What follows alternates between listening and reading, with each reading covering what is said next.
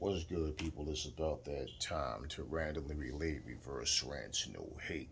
So, I want to talk about something that I think is actually kind of funny.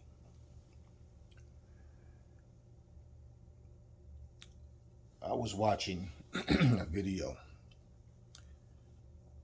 last night, and someone said that Anthony Joshua is such trash that anybody pretty much could beat Anthony Joshua. Said that anybody, the only fighters that Anthony Joshua could beat would be someone that has a weaker mind than him, that he's completely washed up. Okay. So I'm reading this and I'm thinking, I hear what this person is saying,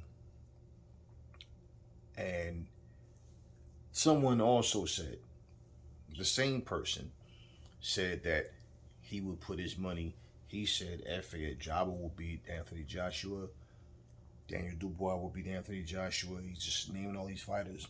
And he said that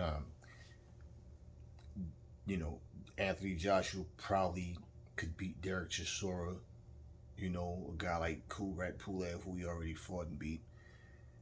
But I started thinking, like, I don't care about people's opinions. Everybody have the right to their opinion, even when it's ignorant, even when it's biased, and even when it's just they're just talking, just their own voice. Now, in terms of fighters having a puncher's chance, yeah, well, a puncher always has that puncher's chance, right, in your mind. And then how many times have we seen guys that can punch and they get in and they can't land that shot? Or they land the shot and then the guy just takes it. Well, Daniel Dubois is a guy who, he was very explosive, and he was getting guys out of there. Now we know these guys, excuse me, damn it, wasn't really all that good. But the guy is coming up in the ranks. So his first real step up fight was against Joe Joyce. He was holding his own against Joe Joyce, and then the eye situation happened. Now compare his performance to Joseph Parker's performance with Joe Joyce. So if you're going to say all of that, be real with yourself. Think about this. Daniel Dubois' last fight, this dude got dropped 3 times. I mean, he got hit with his shot. It was an equilibrium shot. And, he went down kind of weird, kind of delayed reaction. I think the second or the third one, punch didn't even land. He got clipped. He kind of turned away, he went and then took a knee. He went down 3 times. Now, the guy he fought, I don't remember his name, but he starts backing off and he lost that aggression. Daniel Dubois was, had him on the ropes and he started catching him. And in that exchange, he caught Dubois with one hard shot, kind of stopped him in his tracks. And he stopped punching. And Dubois just started punching again. He got him out of there. That's what matters, is that he won. Now, excuse me. Even after Daniel Dubois gets rocked by this guy that pretty much everybody thought he was going to go through, they still think that he can beat Anthony Joshua. The funny thing is, when Dillian White lost to Tyson Fury, people were saying, oh man, Anthony Joshua, he'll kill Dillian White. He already beat Dillian White. But it's funny how people change their opinions based on who someone loses to or how they look against certain fighters. And then you go from saying one guy's trash to, oh, he'll beat this guy. We all have our opinions, and that's cool. But what I'm trying to understand, what did you see in the Daniel Dubois fight that you think that Anthony Joshua couldn't handle? And not to mention, he was outboxed twice by Usyk. This guy Dubois was fighting, he was shaky. Nothing special about that guy. And he went down 3 times. we know, like I said, it was an equilibrium shot, threw him off, and he didn't start getting his legs back into that like that third round. But I can tell you, if Dubois, you can always say that you can learn from something. He basically just got caught. But one thing about Dubois that I've been watching with him, he came back after the loss. He got Trevor Bryant out of there, and he got this guy out of here.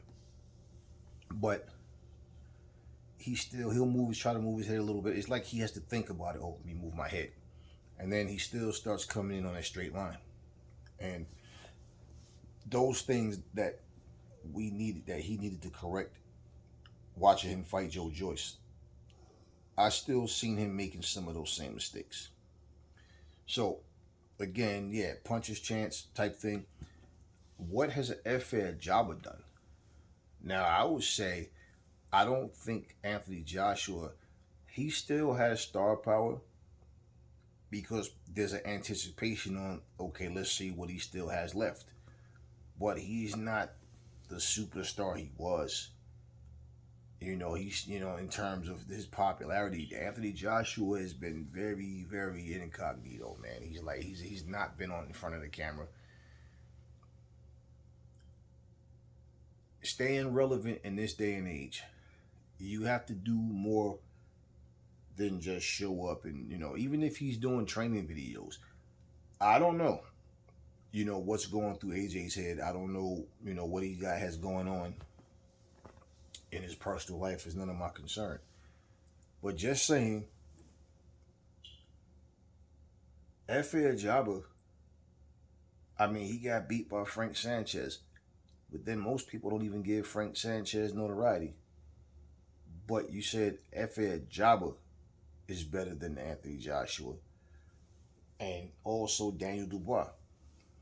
Well, we'll see. Maybe, maybe not.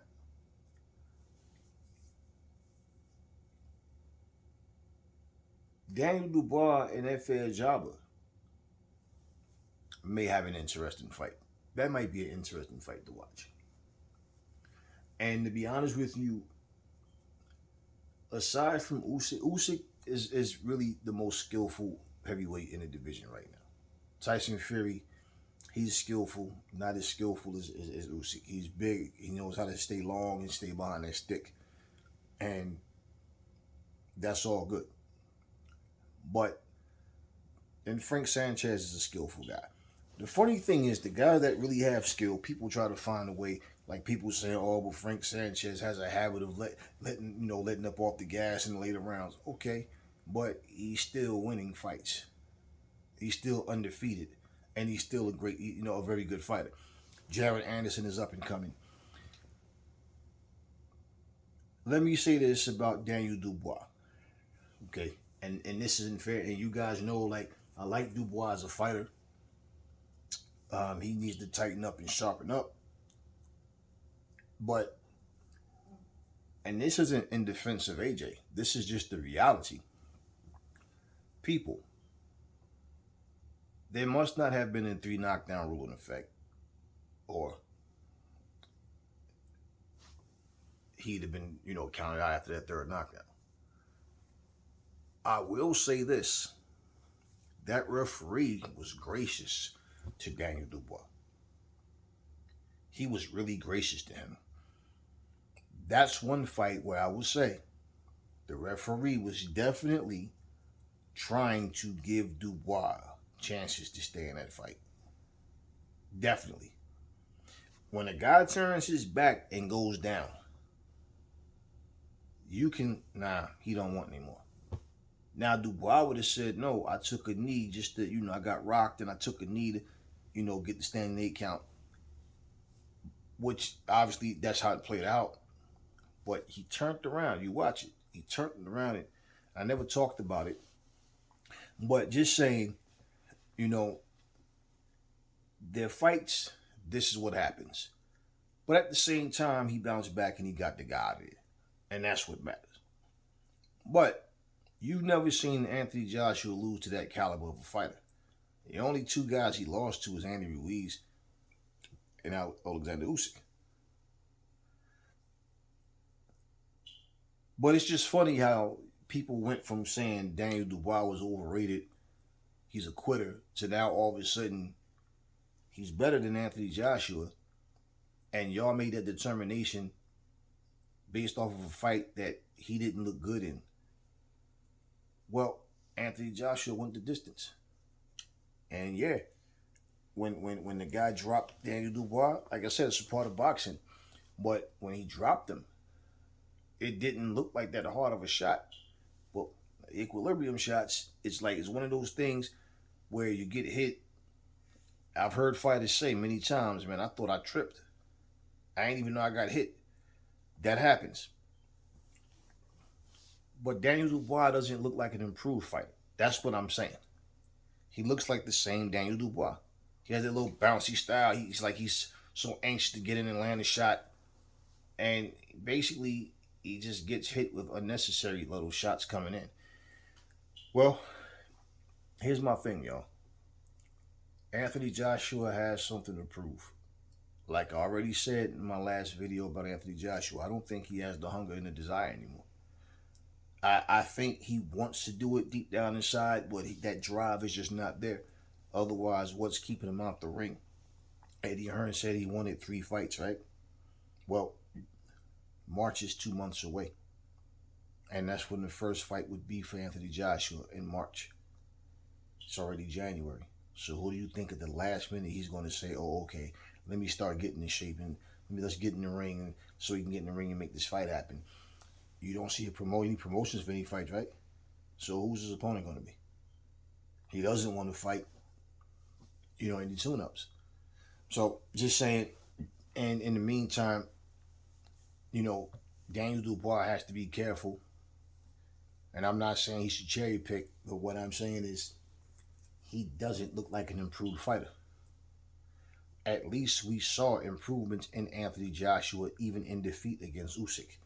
Well, when people talk about boxing ability, who else has Usyk's boxing ability in the heavyweight division right now? Who else has Tyson Fury's boxing ability in the heavyweight division right now? Wilder, we already know what's coming from Wilder. I don't think he should have a problem, Anthony Joshua, beating Dillian White, to be honest with you. I don't think he should have a problem if he rematched Joseph Parker. I think he should beat Joseph Parker. And, the way he did before, probably even a little worse. I think he should be able to, looking at what they both bring to the table still. But we don't know, right? So that's why certain fights you just want to see. But Daniel Dubois, I don't know what his training is like, technique-wise, and I just don't see him improving. The same way how Joseph Parker was good, but then it's like he just stopped getting better. He's stayed at that one level. Then it's like, it to me, it looks like Joseph Parker's skills have started to decline already. So we start putting labels on people and saying that a person is this and that, and he'll beat this guy because he beat this guy and that. I don't go by that. And I've given you guys so many examples as to why, that's not a good system to use. Well, he beat him, so what you think he'd do to him? You already know. Did anybody think Ali was going to beat George Foreman? Why would they, right? Look at how he destroyed Foreman and Frazier, the 2 guys that gave Ali the hardest fights, right? What happened when Foreman got in there with Ali? Different fight. I was talking to someone in the comment section about, someone made a comment saying that Boots Ennis is not ready for Errol Spence. Maybe not. That doesn't mean the fight shouldn't happen. How many times do I got to make these? There's simple common sense examples. Dillian White got smoked by Tyson Fury, but he earned his shot. It's just a difference with the skill levels between the two. It's as simple as that. Okay, just like Dillian White, he couldn't get around that jab. He couldn't figure it out. Now, who else in the division is 6'9", 270 something pounds? So Dillian White, look at how he looked in his last fight against, Jermaine Franklin. So there's always something that you look at and you think, this guy don't look that good. Such and such will beat him. Then all of a sudden, the person that you saying will beat him winds up getting beat or looking bad in their next fight. So for the people that, and we all want to see Daniel Dubois improve, but for the people that want to see him improve to the point where when they watched him in that last fight, they got a big scare going, whoa, what is he doing? So just saying, right? Wilder's been knocked out twice. He's been stopped and knocked out. Anthony Joshua's been stopped and outboxed, so he has 3 losses on his record. Dillian White's been knocked out. Joseph Parker's been beat,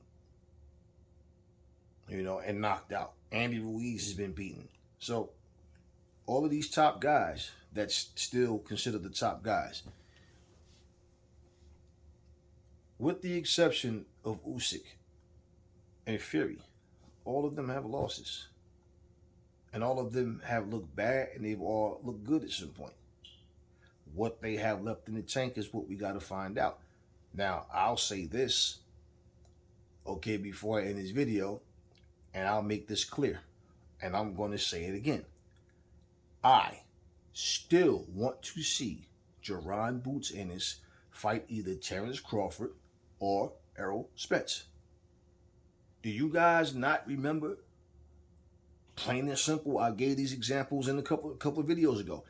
Do you not remember how everybody was writing Tank Davis off, saying, oh man, he's overrated, he's not fighting nobody, man, he couldn't even get rid of Gamboa, look, it took him all night, this guy had one leg. Now look at the position he's in. So let me repeat myself. Everybody was saying the same thing about Devin Haney. He's pillow-fisted. Oh, he can't beat none of the top guys. People thought Kambosos was going to beat him. Isn't it ironic that the guy that's pillow-fisted, email champion, overrated, is undisputed at 135?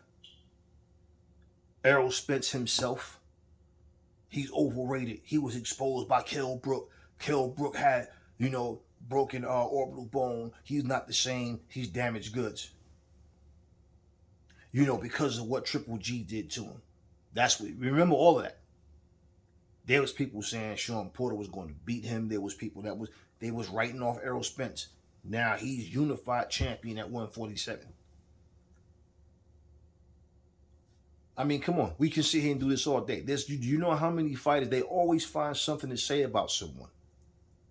And then you think that a person's going to lose based on really you want them to lose. And you feel some kind of way because they're calling out fighters that you like more than them. But at the end of the day, that's the petty side of it, and that means nothing. I'm cut from this cloth. We fight to find out who's the best. We don't fight on Twitter. We don't fight on Instagram. We don't make unnecessary scenes. We get in the ring and we go to war. That's how you determine who the best fighters are. We don't predetermine who's better. Like that's the solution. Whoever gets the vote, well, there's no need for him to fight because he's not ready. Y'all saying this now, but I tell you what, and we'll see. Like I said, I think he's good enough to beat both of them. You guys got to remember something. Like I said, you always say styles make fights, but then when you see a style that bothers a guy, do you see Errol Spence moving around and using footwork like that? No, Errol Spence is right in front of you and he wants to brawl and bang. So would he have the same issues with Errol Spence? No. The biggest issues he would have with Errol Spence is Errol Spence size, and basically if Errol Spence is able to get to his body and punish him like he's known to do. I'm not sitting here telling you, oh, Jaron Boots, he definitely wins the fight, because you never know what's going to happen when the guys show up for the fight. But I am telling you that fight should happen. And like I said in the last video, if not Jaron Boots Ennis, if not Virgil Ortiz, who in the hell do you want to see Crawford or Spence fight when they're not fighting each other, and basically Keith Thurman is MIA, and also, Conor Benn is on the shelf? So who in the hell do you want to see them fight? So y'all quick to say there's no way he can beat this person. Maybe, maybe not. So even if you think he's not, you'd rather see them fight who? Because I don't hear anybody else's name at 147 coming up. And like I said, 147 is not deep. For Errol Spence, he can at least say, hey, man, I beat Sean Porter. I beat Danny Garcia. Mikey came up. He was a respected fighter. I beat him too. I beat Ugas. I got 3 belts. I beat Kell Brook. No, Kell Brook wasn't damaged goods. He basically just got beat, and it wasn't even the same side where his orbital bone was broken. Spence broke the other side. And it's funny because y'all not saying that he was damaged goods when he fought against Terrence Crawford. Y'all just said Terrence Crawford is skillful. Yeah, he's very skillful. But how the hell was he damaged goods when he fought Errol Spence, because he had a broken orbital bone before that? Now, by the time he gets to Crawford, he already had 2 broken orbital bones. Stop it with that nonsense. Fights need to happen. That's what gladiators do. That's what warriors do. We don't sit back here and have people predetermine for us who they. I don't give a damn who. It doesn't matter who I think will win, who you think will win. That's not the case. The point is the fights should happen regardless. The best should fight the best. Okay? Wilfredo Benitez was 17 years old, won his first championship. You never once heard him make an excuse and say his age had anything to do with it. Because gladiators don't make up excuses. We just go fight. That's how it works. It's simple. This era, people are sitting here talking about this guy's not ready. Well, who the hell is ready then? You guys can't name anybody else that's more worthy than Virgil Ortiz, Conor Benn, but I'm not even going to put him in it because we know his situation, but him and Boots Ennis. Who the hell else is at 147 that's deserving? I mean, the crazy thing was people even thought Ugas was going to beat Errol Spence. Ugas beat a washed-up version of Manny Pacquiao. It's not his fault that the fight happened when it happened. But Manny Pacquiao wasn't the same fighter. He wasn't even the same fighter that he was when he fought Keith Thurman. And because he got the name Pacquiao on his resume, you guys are sitting here talking about, oh, but, that's Pacquiao. He beat Pacquiao, as if he beat Pacquiao in his prime or something. And not to mention, Ugas is like, 36, 37? So time is not on his side either. Do you want to see him jumping in? People, you guys got to stop making excuses for people so you don't look so good in one fight. But here's the crazy part. Even though he had trouble with the footwork, he won every goddamn round. It's only because he didn't get the knockout is why people are saying that. He don't have to worry about that with Spence. Crawford doesn't even have the same type of footwork. He's a different fighter. It's different.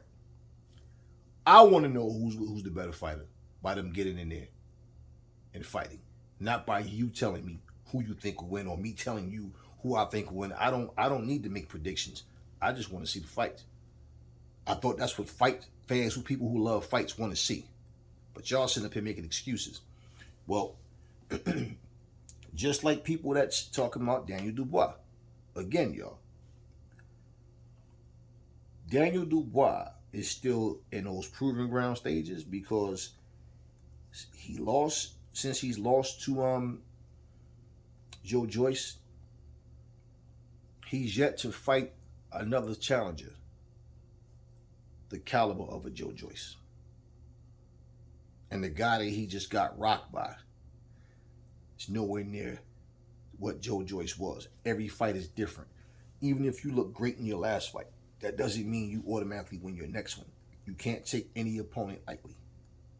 So, just saying, I thought that was really interesting. Now, all of a sudden now, Daniel Dubois is better than Anthony Joshua. Mm. I'd rather see the fight though than to sit and discuss who's who. Now, when I said Rolly Romero, who was it that he wanted to fight? It was Tank Davis. And I said, Rolly's strong, he can punch. I said, but I think Tank gonna knock him out. Rolly fought a good fight up until the point that he got knocked out. So, at the end of the day, the reason why I thought he would have some success with Tank and eventually get knocked out is only because of his size and his power. He fought smarter. This was the smartest fight I've ever seen Rolly fight. Bottom line is he still got knocked out. That's the whole point. And I felt like because of his size to Tank, he's going to try to bully him. Isn't that what he tried to do? And it worked against him. Ran right into a damn left hand. So, people, it's like for me, the thrill of competition is everything. When it comes to fighting, when it comes to sports, when it comes to the fact that you're competing with someone or, another team or whatever. That's what it's about. Where the hell did this era, this mindset come into everybody want to say somebody's not ready? Rolly could have got up off his ass and said, hey, the better man won. But instead he said, I won every single round. All that happened was he caught me with a good shot. That's all that needed to happen. And whether they had him up 5 rounds to none or no, I don't remember what they had it scored. I really don't care. But bottom line, you have 12 rounds for a freaking reason. It's not a 5-round fight. It's a 12-round fight. We saw Michael Nunn outbox James Toney all night long. Michael Nunn got tired in the 11th round. James Toney put him to sleep. Does it matter that he lost every other round? No. What matters is that he won. So regardless of all the talk that people are doing, understand I'm not coming from a fan space. You guys are. And you guys think that you can judge every fight, the outcome of every fight based on what somebody looked like against that person. Well, if that's the case, then you wouldn't be cheering for Tank Davis right now. Because according to you guys, he wasn't shit because of his performance against Gamboa. In fact, didn't Gamboa drop Crawford? But I tell you what, you guys still love making the same stupid predictions and the same mistakes over and over when it comes to logical thinking. You base this guy's success on how he looked against that guy, and when he does this and he does that. So you guys, had the nerve to say Adrian Broner was a stronger, more explosive version. Said he was a better version than Floyd, and I'm like, you guys are smoking crack. He's nowhere near as good as Floyd. He's a decent replica, but example, Adrian's flat-footed. Floyd knows how to move. He doesn't dance around the ring. He moves laterally. He can get on his toes if he needs to. Adrian doesn't. Adrian just moves at the waist, trying to use the shoulder roll, but he has no footwork. So getting in and out of different spots and positions where he can throw you off, and he doesn't do that. He goes straight back to the ropes and just shoulder roll. And that's why he gets caught when he's doing it. And basically, it's a difference between Floyd and Broner as night and day. And when he got beat by Maidana, wasn't you guys saying the same shit? Yo, he fight just like Floyd, so shit, Maidana gonna beat Floyd too. And it's like, see how you guys overthink shit? Floyd and Broner are two different people. So yeah, I just find it interesting how people sit here and shit all over fighters and say that they're trash, they're no good, but then somebody else lose and then they say that guy will beat that guy. So you guys went from saying Anthony Joshua couldn't beat nobody to he'll smoke Dillian White if they fight again, to he'll beat Joseph Parker if they fight again, but somehow Daniel Dubois will beat AJ. Well, AJ certainly wouldn't have the same problem with Daniel Dubois as he had with Usyk. So, can he beat him? Well, let's find out. Anthony Joshua doesn't have any more belts. And to be honest with you, if Anthony Joshua fights anyone without desire, without being focused and really wanting to beat it, yeah, he can lose to a lesser fighter than Daniel Dubois. But damn, if he fell that much off the radar, and I'm saying this from the heart, I do not think he has the same desire. So based on that, yeah. But if Anthony Joshua can even fight as good as he did against Usyk, and mostly like he did in the second fight, what is Daniel Dubois going to do that Anthony Joshua can't handle? He's not lightning fast. He can crack with both hands, but he's easy to hit as well. And at the same time, Anthony Joshua has power. He can work behind his jab, and he does have skill. But I do think Anthony Joshua, and he has heart, but he doesn't have the IQ to really be a master in that ring. He doesn't have the hunger and the desire anymore. And that's what I believe. And actually, the longer you stay out of the ring, you start to lose your heart too. Now, if you guys would say something to that effect, I can understand that. But just based on what we saw performance-wise, I'm not impressed with what I've seen Dubois do. But I want to see him get better. I would like to see AJ get better. Now, I like to see Wilder get better. I like to see, Dylan get better. But it's up to these guys, man. So, yeah, if you base Dubois possibly beating Anthony Joshua based on that type of thing, yeah. Or even the puncher's chance situation. But skill for skill, Dubois, he lacks. He lacks. Talk to me in the comment section. Never fall in love with lies. Remember, the truth brings hate out of people. And I will catch y'all on the next video.